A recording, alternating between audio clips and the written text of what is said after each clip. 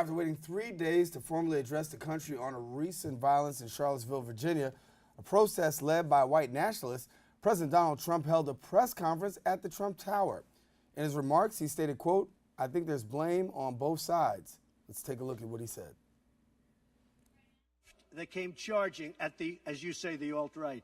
Do they have any semblance of guilt? Let me ask you this. What about the fact they came charging with clubs in their hands, swinging clubs? Do they have any problem? I think they do. So, as far as I'm concerned, that was a horrible, horrible day. Wait a minute. I'm not finished. Fake news. That was Fake news. Well, here now to talk about this latest issue, we welcome political commentator and owner of Retrovision Media, Lee Bynes. And what are we to make of the president's comments, given the fact that first the comments, and then secondly, I've never heard a president, refer to someone as fake news. Well, let's bring this into a broader context with regards to the remarks that he made and the false equivalency that he was trying to generate with this story. I had to take this back, about 3 decades in terms of looking at Donald Trump's history with regards to race. And here in New York City, if you recall the Central Park drugger case and the Central Park 5, those 5 young men who were eventually convicted.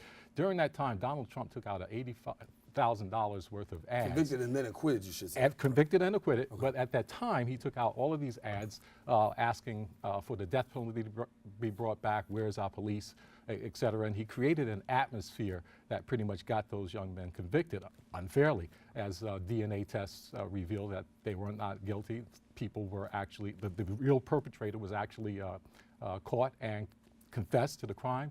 And still, back as early as 2013, 2016, Donald Trump was still disparaging these people, saying that they had to be guilty of something. Donald Trump has also had a history of trying to keep African Americans and Hispanics out of his buildings here in New York City.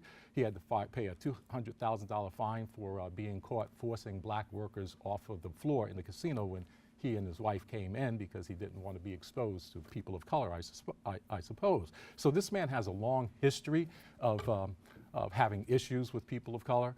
So it didn't surprise me when he came to the microphone and made those statements trying to say that the left was as guilty as the right. As far as I'm concerned, when you find someone walking down the street with swastikas and making Hitler salutes, this type of behavior, anti-Semitism, racism, the Nazis, the KKK, when you see that happen, I think all of us, blacks, whites, Latins, Muslims, everybody, because we're all in that other category as far as these folks are concerned, you have to stand up to that. So when the left was standing up to hate, to be able to categorize them in the same way that he's categorizing the white separatists, supremists, etc.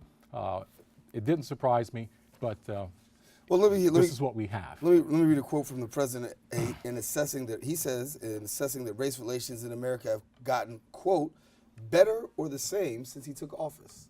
I find that difficult to believe. However, if you want to unpack that statement, I believe one of the reasons why Donald Trump became president of the United States is because Barack Obama was president of the United States. And race issues were definitely a problem in Barack Obama's administration simply because, well, he was a black president. And in a lot of minds, I can't speak for all white people because, I got a lot of really, really cool people that I hang out with. But in a lot of the people's minds, they feel that the ascension of people of color, the ability for other groups to do well seems to come at their expense. And now that Donald Trump has given them a voice, giving them a license, they're no longer hiding behind their keyboards and behind their computer terminals and monitors. Now they can come out in the open and they feel very comfortable showing their faces walking down the street. That Friday night experience that occurred with the Tiki flames, when I saw that, it took me back to some of the films that I was watching back what was going on in Nazi Germany, where they would have these long parades, these night parades going on. It took me back to the 60s when I started seeing Klansmen, burning crosses to signify their power and to put fear into the community. Well, So let me cut in here because about the White House. 3 days it took the president to come out and make a comment. That's what we started with the lead on. The president says, "quote I needed to assess the situation, and we need to get more information." My problem is that I remember in a previous administration when he went in against Osama bin Laden, you were watching in real time what was going on. What takes so long to make an assessment as to what's going on when it's playing out in front of all of America to see? Well, here's the deal. As they say, you only have one opportunity to make a first impression. He blew it. And not only did he blow it, but then he doubled down on it. He had a chance to think things through, and he came right back with what he originally had in his heart. And so now we pretty much understand that the alt-right, white supremacists, Nazis, and those who espouse KKK concepts, ideas, and beliefs, they have a friend in the White House. The only people up until now who's come out in support of what Donald Trump had to say was folks from the alt-right. Where do we go from here? Well, as people of color, Jews, Muslims, Latins, all of us, I think we have to rally together and push back against what we see as happening, and join the Caucasians that are with us, because I'm of a firm conviction that the majority of this country feel as though that line of thinking is not where this country is going. And not only that, you know, it's not just what's happening here in the United States, but I had to monitor the news around the world. And in Germany right now, a American visitor was out there, Sig Highland. There was a few Chinese visitors who thought it was funny to do it while they were there. They were arrested. If you go to France, and I've been there many times, they have laws against the types of things that what was happening here in the United States. Now, I know that some people may say that that may infringe upon one's free speech, but when you show up in those pictures that we saw earlier, what you didn't see in some of those pictures was the armed resistance of the party that was there. There were guys there with long guns.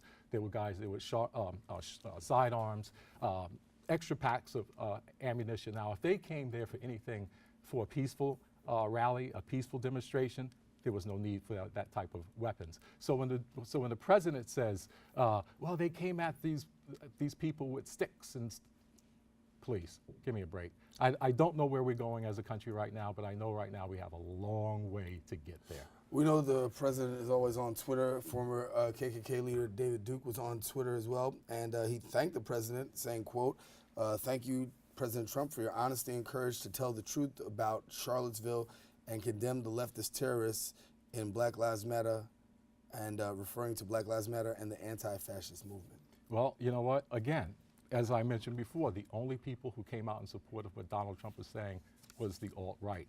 Again, they feel as though they have support. They feel that they can come out of the shadows now. They feel as though that they can make statements in public that they would have never said before.